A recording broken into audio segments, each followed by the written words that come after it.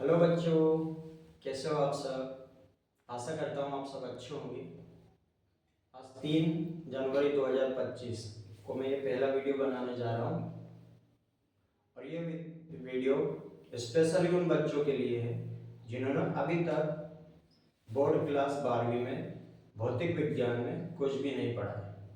और अगर वे चाहते हैं कि आने वाली जो मार्च में एग्ज़ाम है भौतिक विज्ञान में वो अपनी सफलता को हासिल करे और भौतिक विज्ञान में अच्छे नंबर लेके स्कोर प्राप्त करे, उसके लिए मैं लेकर आया हूँ एक सफलता की कुंजी की ऑफ सक्सेस। ये वाला जो कोर्स है स्पेशली उन बच्चों के लिए मैं तैयार करने जा रहा हूँ जिन्होंने अभी तक कुछ नहीं पढ़ा है और वे अगर केवल यही वाले मेरा कोर्स कंप्लीट कर लेंगे तो मैं आपको विश्वास दिलाता हूँ कि आप अच्छे नंबर से भौतिक विज्ञान में पास होंगे। ठीक, तो आज हम इस वीडियो में केवल वो वाली बातें करेंगे कि अध्याय नंबर जो 1 है स्थिर विद्युतिकी इलेक्ट्रोस्टैटिक्स एनसीईआरटी का 2025 में स्थिर विद्युतिकी जो चैप्टर है वो हम आज स्टार्ट करने जा रहे हैं। और इस चैप्टर के अंदर और इस वाले सफलता की कुंजी की ऑफ सक्सेस में केवल मैं आपको वही क्वेश्चन सॉल्व करवाऊंगा, वही न्यूमेरिकल सॉल्व करवाऊंगा जो इसके आने के 99.99% या हम कह सकते हैं 100% जिसके चांस है। और मैं आपको विश्वास दिलाता हूं कि जो भी स्टूडेंट्स कंटिन्यू 2 महीने तक यह वाला की ऑफ सक्सेस का ये जो सिलेबस है ये अगर वो जारी रखता है तो अच्छे नंबर से भौतिक विज्ञान में पास हो जाएगा। तो आइए हम स्टार्ट करते हैं और सबसे पहला क्वेश्चन उठाते हैं जो कि इम्पोर्टेंट गिनती में आता है, वो है आपका स्थिर वैद्युतिकी किसे कहते हैं। तो देखो बेटा, जो आपका स्थिर वैद्युतिकी है उस शब्द की जो उत्पत्ति हुई है उससे स्पष्ट होता है कि अगर कोई सा आवेश है और आवेश अगर आपका विराम अवस्था में रखा हुआ है तो विराम अवस्था में रखा हुआ आवेश अपने चारों ओर एक विद्युत क्षेत्र उत्पन्न करता है और इसी विद्युत क्षेत्र को हम कहेंगे स्थिर वैद्युतिकी। तो अगर आपसे क्वेश्चन पेपर में पूछा जाए कि स्थिर वैद्युतिकी किसे कहते हैं तो हम सिंपल सा यह बताएंगे कि स्थिर आवेशों के कारण उत्पन्न होने वाले क्षेत्र को या वैद्युतिकी को स्थिर वैद्युतिकी कहते हैं। दूसरा, अगर आपसे पूछा जाए कि स्थिर वैद्युतिकी के अनुप्रयोग बताइए, कहां कहां पर इस वाली प्रॉपर्टी का उपयोग किया जाता है, तो स्थिर विद्युतिकी का अनुप्रयोग किया जाता है आपके छाया प्रति मशीन में, यानी फोटोकॉपी मशीन में इसका प्रयोग किया जाता है। कहां कहां पर उपयोग है इसका, उपयोग ध्यान रखिएगा। नंबर 1 छाया प्रति मशीन। नंबर दूसरा भूकंप लेखी के अंतर्गत भी इसका प्रयोग किया जाता है। तो भूकंप लेखी में स्थिर वैद्युतिकी का अनुप्रयोग किया जाता है। और तीसरा अनुप्रयोग आपको ध्यान रखना है और वो है आपका कंप्यूटर प्रिंटर। तो सबसे पहला क्वेश्चन हमारा की ऑफ सक्सेस का स्थिर वैद्युतिकी किसे कहते हैं और इसके अनुप्रयोग बताइए। तो सबसे पहले हमारा डेफिनेशन होगा स्थिर आवेश के कारण उत्पन्न होने वाले क्षेत्र को या वैद्युतिकी को क्या कहेंगे हम, स्थिर वैद्युतिकी कहते हैं। अनुप्रयोग का अगर पूछा जाए तो ये 3 अनुप्रयोग आपको ध्यान रखना है। छाया प्रति मशीन जिसे हम फोटोकॉपी मशीन कहते हैं, भूकंप लेखी हो गया और तीसरा है आपका कंप्यूटर प्रिंटर। इनमें स्थिर वैद्युतिकी का अनुप्रयोग किया जाता है। ठीक है, सेकंड क्वेश्चन अपन उठाने चलते हैं, आवेश किसे कहते हैं। दूसरा जो इंपॉर्टेंट क्वेश्चन आपका की ऑफ सक्सेस का जो आपको सक्सेस दिलाएगा एग्जाम में, वो है आवेश किसे कहते हैं, चार्ज किसे कहते हैं। तो देखो आवेश की वैसे कई सारी डेफिनेशन है, हर एक बुक्स में, हर एक यूट्यूबर पे अलग अलग डेफिनेशन इसका बताया गया है। लेकिन सिंपल सा अगर हम आवेश का डेफिनेशन बोले तो आवेश किसी भी पदार्थ का वह भौतिक गुण होता है, वह भौतिक गुण है। आवेश किसी भी पदार्थ का वह भौतिक गुण है जिसके कारण विद्युत क्षेत्र तथा चुंबकीय क्षेत्र उत्पन्न किया जा सकता है या विद्युत चुंबकीय बल का अनुभव किया जा सकता है। ओके, तो अगर आपसे पूछा जाए कि चार्ज क्या है, आवेश क्या है, तो आवेश का सिंपल सा डेफिनेशन हम बताएंगे, किसी भी पदार्थ का वह भौतिक गुण, यानी आवेश किसी भी पदार्थ का वह भौतिक गुण होता है जिसके कारण हम विद्युत क्षेत्र और चुंबकीय क्षेत्र क्या कर सकते हैं, उत्पन्न कर सकते हैं, यह उत्पन्न किया जा सकता है। अर्थात या फिर हम कह सकते हैं कि जिसके कारण विद्युत चुंबकीय बल का अनुभव किया जाता है उसे कहा जाता है आवेश यानी चार्ज। ओके, अब हम बात करेंगे आवेश के बाद आवेश का एसआई मात्रक क्या होता है। आवेश से रिलेटेड कौन कौन से क्वेश्चन इसमें पूछे जा सकते हैं आपसे एग्जाम में, बोर्ड एग्जाम में, वो हम देखेंगे। ठीक, तो आवेश कैसी राशि है, तो भैया आपको ध्यान रखना है कि जो आपका आवेश है वो एक अदिश राशि है। ठीक, इसी के साथ साथ आवेश का जो एसआई मात्रक होता है, तो आवेश का एसआई मात्रक होगा आपका कूलम, जिसको हम सी से रिप्रेजेंट करेंगे। इसके जो सीजीएस मात्रक है, तो सीजीएस मात्रक में इसके दो ब्रांचेस होती है। एक ब्रांच होती है आपकी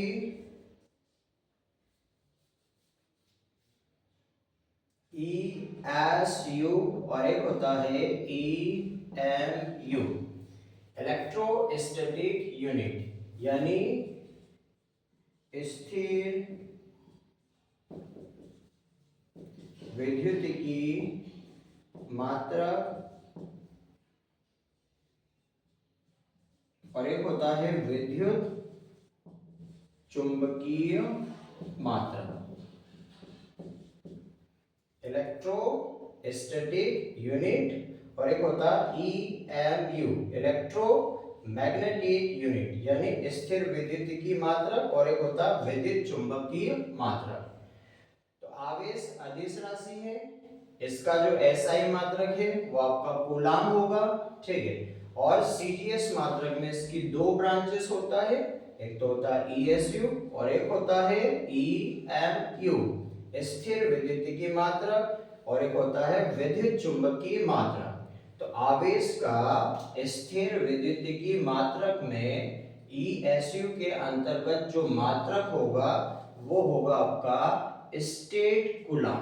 क्या होगा, स्टेट कूलम। और EMU के अंतर्गत जो इसका मात्रक आएगा वो आएगा आपका एब कूलम। ठीक है, तो ये आपको ध्यान रखना, और साथ ही साथ में आपको ये ध्यान रखना कि इनमें एक रिलेशन होता है, और ये रिलेशन इंपॉर्टेंट है, आपको ध्यान रखना है कि 1 कूलम बराबर 3 गुणे में 10⁹ स्टेट कूलम, और बराबर होता है 1/10 एब कूलम। ठीक, तो ये आपको मात्रक के बारे में ध्यान रखना है। आवेश कैसी राशि है, अदिश राशि है, एसआई मात्रक इसका क्या हो गया, कूलम। सीजीएस में कितने ब्रांचेस होती है, दो ब्रांचेस होती है, ESU होता है, EMU होता है। ESU में आवेश को काय में मापेंगे, स्टेट कूलम में, EMU में काय में मापेंगे, एब कूलम में। और 1 कूलम बराबर कितना स्टेट कूलम होता है? 3 गुने में 10 की घात 9 स्टेट कूलम, और बराबर कितना 1 कूलम होता है? 1/10 एक कूलम। तो ये हो गया आपके आवेश के बारे में। आवेश का एक और ध्यान रखिएगा कि जैसे अध्याय नंबर 3 में हम पढ़ेंगे कि I बराबर होता है Q अपॉन में T। आवेश प्रवाह की दर को क्या कहते हैं? विद्युत धारा कहते हैं। तो वहां से भी हम आवेश का फॉर्मूला हम निकाल सकते हैं, और वहां से आएगा I इंटू टी बराबर क्या हो जाएगा? Q। तो यहां से आवेश का एक और एसआई मात्रक बनता है इस वाले फार्मूले से, और वो बनता है आपका धारा के लिए तो हो जाएगा एम्पियर, और समय का हो जाएगा सेकेंड। ठीक है, तो आवेश का एक और एसआई मात्रक क्या आया? एम्पियर इंटू सेकेंड, और वो किस वाले सूत्र से आएगा? Q बराबर I into T. I into T बराबर क्या हो गया? Q। तो ये हो गया आपके आवेश के बारे में। आवेश किसे कहते हैं? किसी भी पदार्थ का वह भौतिक गुण जिसके कारण हम विद्युत क्षेत्र और चुंबकीय क्षेत्र उत्पन्न कर सकते हैं, या विद्युत चुंबकीय बल का अनुभव किया जा सकता है। आवेश कैसी राशि है? अदिश राशि है। एसआई मतलब इसका क्या होगा? कूलम होगा। सीएस में कितनी ब्रांचेस होती है? 2। एक होता है ईएसयू, एक होता है ईएमयू। ईएसयू के अंतर्गत क्या आएगा? State coulomb. ईएमयू के अंतर्गत क्या आएगा? एक कूलम। और इनमें संबंध ध्यान रखिएगा, एक कूलम बराबर 3 गुने में 10 की घात 9 स्टेट कूलम, और बराबर 1/10 एक कूलम। इसके अलावा कूलम के अलावा इसका एक और एसआई मात्रक है जो कहां से आएगा? Q बराबर I इंटू टी से। I का तो क्या हो जाएगा? एम्पियर, और समय को काय में मापेंगे? सेकंड में। तो एम्पियर इंटू सेकंड, यह किसका एसआई मात्रक है? तो हम कहेंगे यह आवेश का एसआई मात्रक है। यह कैसी राशि है? तो यह एक आदेश राशि है। इसी के साथ आगे बढ़ते हैं अपन और बात करते हैं कि आवेश कितने प्रकार के होते हैं। ठीक बेटा, आवेश 2 प्रकार के होते हैं। अब हम बात जा रहे हैं आवेशों के प्रकार। Types of charges. आवेश कितने प्रकार के होते हैं? तो आवेश 2 प्रकार के होते हैं। एक होता है आपका धनात्मक आवेश, और एक होता है आपका ऋणात्मक आवेश। ठीक, अब यहां से आपसे क्या क्वेश्चन पूछा जाएगा? ऑब्जेक्टिव के हिसाब से ध्यान रखिएगा। यहां से क्या क्वेश्चन बनेगा कि अगर किसी पदार्थ से इलेक्ट्रॉन बाहर निकाल लिया जाए, अगर कोई पदार्थ इलेक्ट्रॉन का त्याग करता है या किसी पदार्थ से इलेक्ट्रॉन ले लिया जाए, तो उस पदार्थ के ऊपर जो आवेश होगा वो कैसा आवेश होगा? आपका धनात्मक आवेश होगा। और इसी प्रकार से आपको ध्यान रखना है कि अगर किसी पदार्थ को इलेक्ट्रॉन दे दिया जाए, या अगर कोई पदार्थ इलेक्ट्रॉन क्या करता है? ग्रहण करता है, तो उस पदार्थ के ऊपर जो आवेश होगा वो क्या कहलाएगा? आपका ऋणात्मक आवेश। अगर आपसे कोई पूछे कि धनात्मक आवेश किसे कहते हैं, तो हम क्या कहेंगे कि यदि कोई पदार्थ इलेक्ट्रॉन का त्याग करता है तो उस पदार्थ के ऊपर जो भी आवेश होगा उसे हम धनात्मक आवेश कहेंगे। और ऋणात्मक आवेश किसे कहते हैं? तो अगर कोई पदार्थ इलेक्ट्रॉन को क्या करता है? ग्रहण करता है, तो उस पदार्थ के ऊपर जो आवेश होगा उसे हम क्या कहेंगे? ऋणात्मक आवेश कहेंगे। यहां से एक इंपॉर्टेंट क्वेश्चन ये बनता है कि अगर कोई किसी पदार्थ को धनावेशित किया जाता है, तो बताइए वह इलेक्ट्रॉन ग्रहण करेगा या इलेक्ट्रॉन का त्याग करेगा? तो हमारा आंसर क्या होगा? वो इलेक्ट्रॉन का क्या करेगा? त्याग करेगा। और अगर किसी पदार्थ को ऋणावेशित किया जाता है, तो बताइए वह पदार्थ उस इलेक्ट्रॉन को क्या करेगा? तो वह पदार्थ इलेक्ट्रॉन को क्या करेगा? ग्रहण करेगा। दूसरी बात आपको ध्यान रखना है कि अगर किसी पदार्थ को धनावेशित किया जाता है, तो धनावेशित करने पर उसके द्रव्यमान पर क्या प्रभाव पड़ेगा? तो ध्यान रखिएगा, हर एक इलेक्ट्रॉन के अंदर अपना एक मास होता है, और कितना होता है? 9.1 गुणे में 10 की घात -31 किलोग्राम के लगभग हर एक इलेक्ट्रॉन का द्रव्यमान होता है। जब भी किसी पदार्थ को धनावेशित किया जाता है तो उसके द्रव्यमान में क्या होगी, उसके द्रव्यमान में हमेशा क्या होगी, कमी होगी। अगर एक इलेक्ट्रॉन आपने बाहर निकाला तो इतना द्रव्यमान उसमें से क्या हो जाएगा, कम हो जाएगा। और अगर किसी पदार्थ को ऋणावेशित किया जाता है, क्योंकि ऋणावेशित करने के लिए वह पदार्थ इलेक्ट्रॉन ग्रहण करेगा, इसीलिए उस पदार्थ के द्रव्यमान में क्या हो जाती है भैया, वृद्धि हो जाती है। इस पूरे आवेशों के प्रकार में आपका जो इंपॉर्टेंट क्वेश्चन बनता है वो ये बनता है कि किसी पदार्थ को धनावेशित करने पर या ऋणावेशित करने पर उसके द्रव्यमान पर क्या प्रभाव पड़ेगा। तो हमारा आंसर रहेगा धनावेशित करने पर उसके द्रव्यमान में कमी होगी और ऋणावेशित करने पर उसके द्रव्यमान में क्या होगी, वृद्धि होगी। ठीक,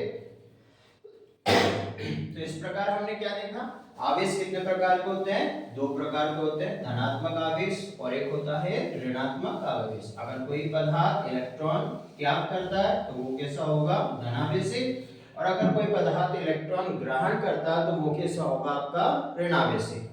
पॉजिटिव चार्ज को, धनात्मक आवेश को हम काय से दर्शाएंगे, Q से, और ऋणात्मक आवेश को हम काय से दर्शाएंगे, -Q से।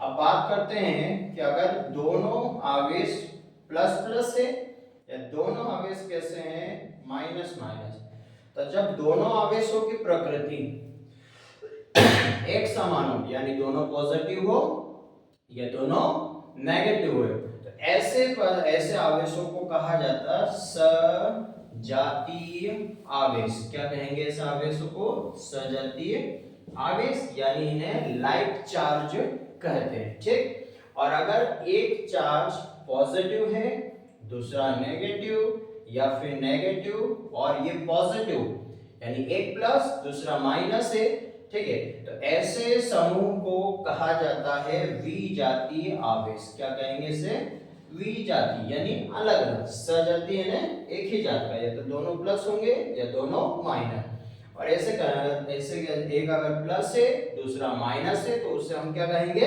विजातीय आवेश। अब आपको ध्यान रखना, आगे भी काम आएगा।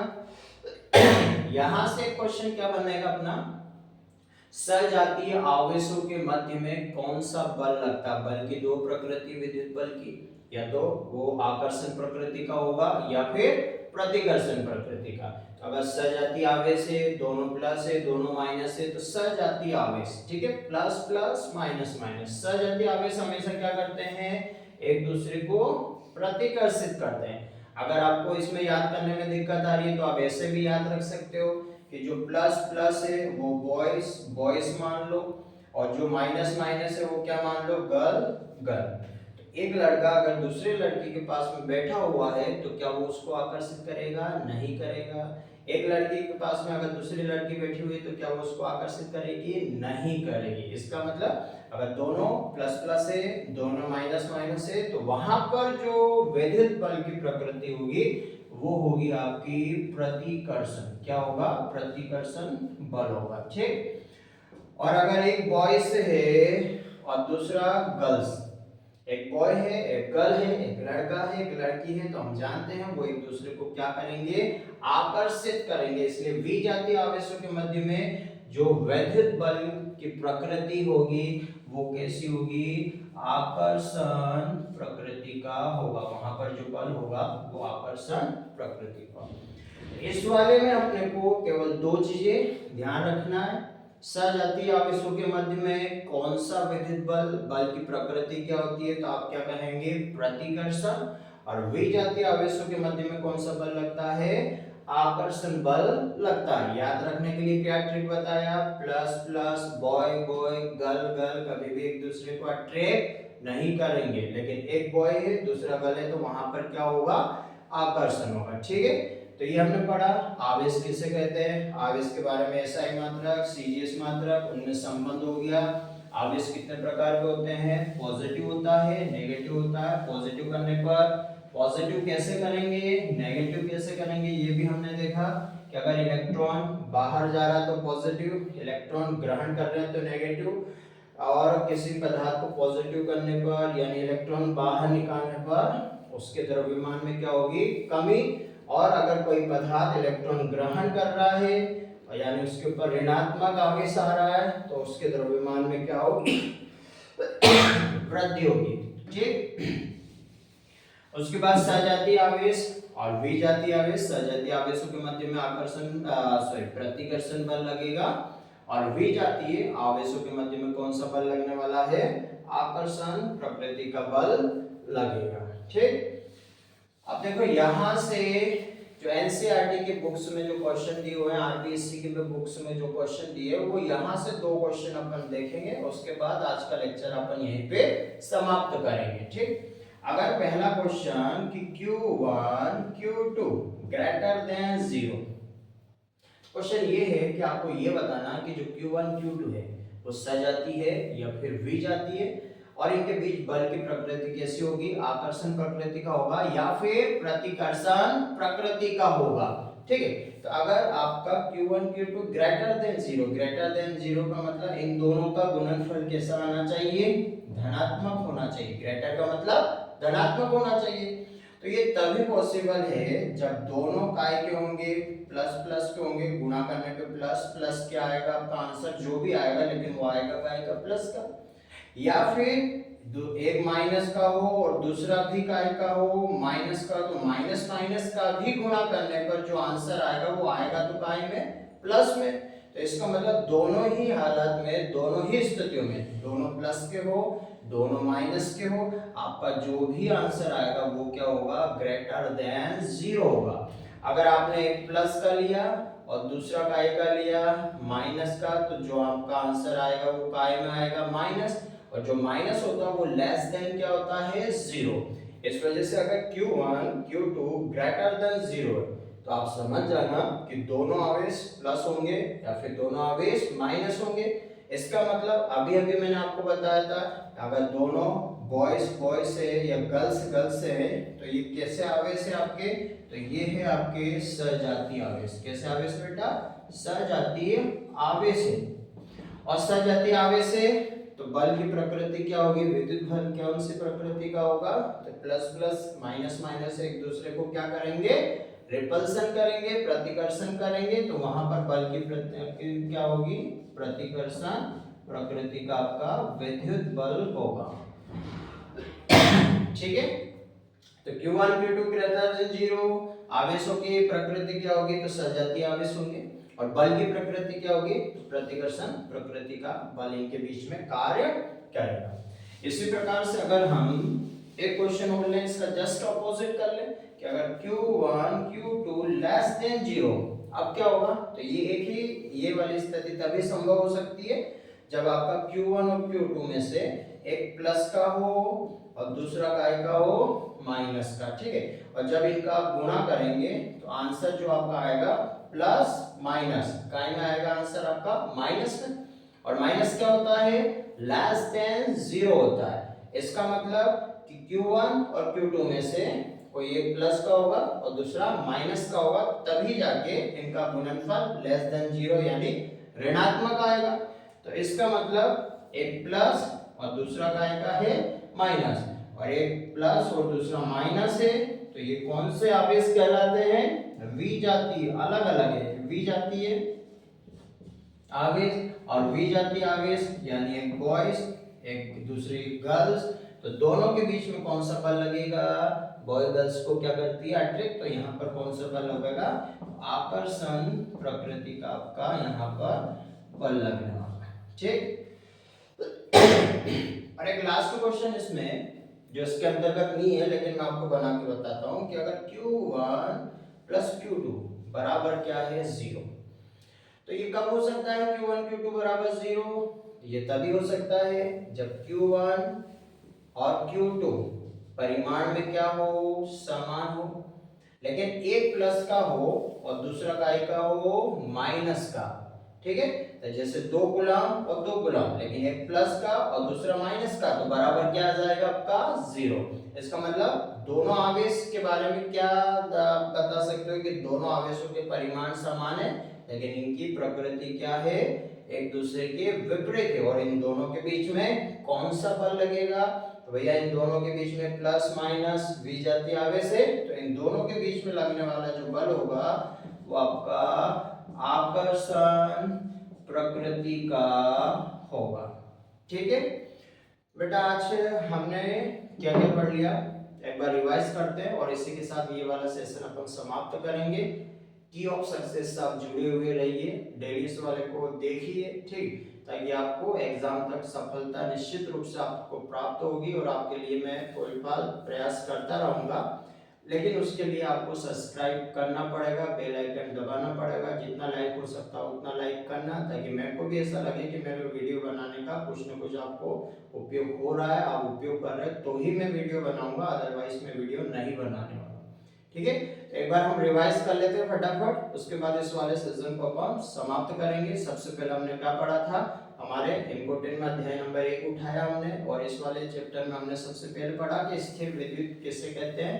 तो स्थिर आवेश के कारण जो क्षेत्र उत्पन्न होता है, विराम अवस्था में रखे हुए आवेश के कारण जो क्षेत्र उत्पन्न होता है उसे क्या कहते हैं? स्थिर वैद्युतिकी कहते हैं। उसके बाद स्थिर विद्युतिकी का अनुप्रयोग यानी उपयोग हम कहाँ-कहाँ पर कर सकते हैं?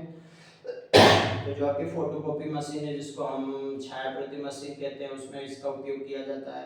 जो भूकंप लेखी होते हैं उसमें इसका प्रयोग किया जाता है। जो कंप्यूटर प्रिंटर्स होते हैं उसके अंदर स्थिर विद्युतिकी का अनुप्रयोग किया जाता है। आवेश से रिलेटेड पढ़ा हमने, आवेश एक किसी भी पदार्थ का भौतिक गुण होता है जिसके कारण हम क्या क्या उत्पन्न कर सकते हैं? विद्युत क्षेत्र, चुंबकीय क्षेत्र उत्पन्न कर सकते हैं, विद्युत चुंबकीय बल का अनुभव कर सकते हैं। आवेशों के हमने एसआई मात्रक पढ़ा, इसका कूलम होता है। सीजीएस में कितनी ब्रांचें होती है? 2, एक होता है ईएसयू, एक होता है ईएमयू, एक होता है स्थिर विद्युत मात्रक, एक होता है विद्युत चुंबकीय मात्रक। और एक कूलम में कितना स्टेट कूलम होता है?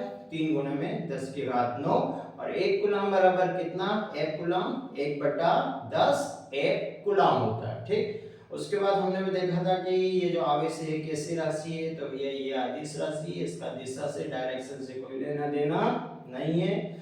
फिर उसके बाद हमने क्या पढ़ा कि आवेश कितने प्रकार के होते हैं? बेसिकली आवेश 2 प्रकार के होते हैं, एक होता है पॉजिटिव और दूसरा होता है आपका नेगेटिव। जो धनात्मक आवेश है वो कब होगा? जब कोई भी पदार्थ इलेक्ट्रॉन का त्याग करेगा, ठीक है, तो वो उसके ऊपर जो आवेश होगा उसे धनात्मक कहेंगे। और अगर कोई पदार्थ इलेक्ट्रॉन ग्रहण कर रहा है तो उसके ऊपर जो आवेश होगा वो कैसा होगा? ऋणात्मक आवेश होगा।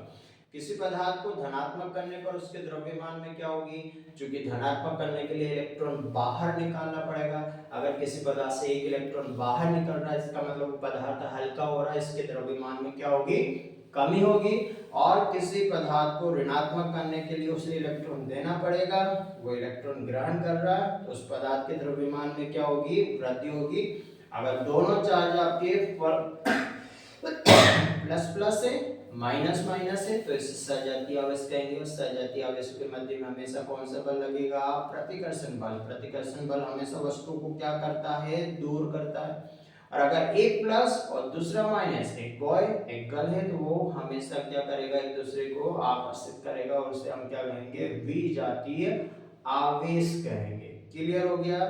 ठीक है, तो आज का सेशन हम यहीं पे समाप्त करते हैं। अगर आपको अच्छा लगे तो इसको सब्सक्राइब करिएगा, बेल आइकन दबाना ना भूलिए। ठीक है, मिलते हैं। Goodbye, good night.